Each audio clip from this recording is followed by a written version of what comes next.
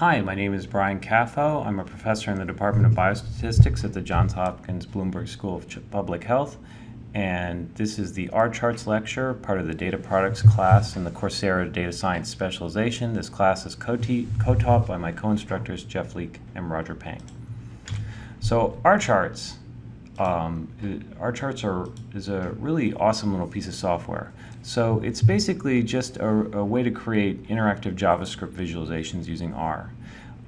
So what this means is you don't have to learn complicated tools like D3, but if you really want to get into this kind of stuff, you need to learn D3 and JavaScript really well. You can simply work in R with a minimal amount of new syntax learning. And rCharts was written by Ramnath, a close friend of the data science series, who also wrote Slidify, the framework we use for all the lectures in the class. And rCharts can be embedded in Slidify, and I'll show you that in the process of doing this lecture. At any rate, rCharts is fairly well documented, but more, I guess, better than documentation is the kind of flurry of Stack Exchange topics about it. And so, basically I'm just going to go through the documentation here with you. So what rCharts is, so you have to install it, and the documentation of course shows you how to install rCharts. You install it from GitHub. So you want to do library required rCharts. rI is here just reformatting a data frame from this dataset rI color.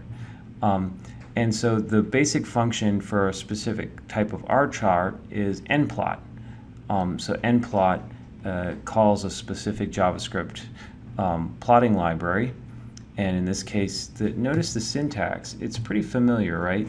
So we want the frequency plotted as it depends on hair color, almost like a linear model. And here we want it grouped by eye color, and the type is multi-bar chart. And here there's just some data subsetting, so you specify a data command. So it actually looks an awful lot like LM. If you do this in R without that there, don't assign the plot to a value, it brings up the plot. If you assign the plot to a value, for me it's not bringing up the plot, but then this object has, list element has a bunch of objects saved in it. And so for one is the function save, and then you just can grab that function save and give it a name. In this case, I wanted to name this plot n1.html, and it saves an HTML file with the relevant code in it to produce the plot. And so here now, when I want to embed it back into Slidify, I actually type this command, icat, which is just print out this iframe where I source in this HTML, and Ramnath said that was sort of best practices for embedding a rChart into Slidify. But if you don't want to embed it into Slidify, you could just either type n1 by itself on a command line, or forget assigning n1 to a plot, just type nplot, and you'll get the plot that we see.